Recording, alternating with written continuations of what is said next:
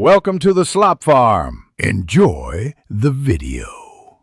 In this video, I will show you how to draw a Nissan Pathfinder using an easy method.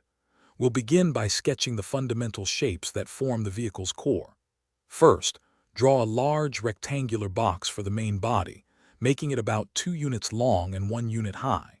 Then, add a smaller, angled box on top for the cabin area. This initial step establishes the overall size and stance of your Pathfinder, providing a solid foundation for the details to come. Now, let's refine those basic shapes into recognizable vehicle components. Gently round off the sharp corners of both the main body and the cabin to give it a smoother, more automotive look. Next, sketch in the wheel wells. These should be nearly perfect circles, positioned appropriately along the bottom edge.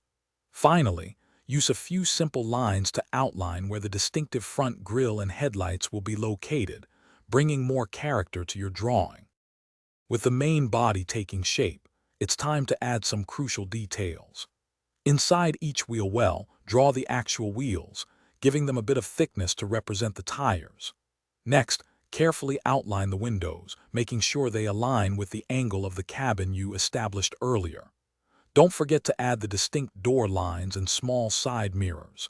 These elements significantly enhance the realism and completeness of your Nissan Pathfinder drawing, making it truly stand out.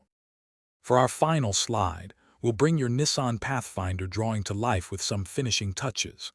Carefully erase all the initial construction lines, leaving only your refined vehicle outline.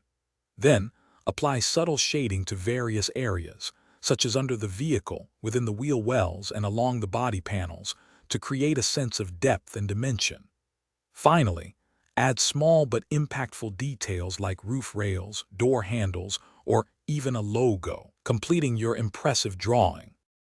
Thanks for watching. Consider subscribing if we helped you today.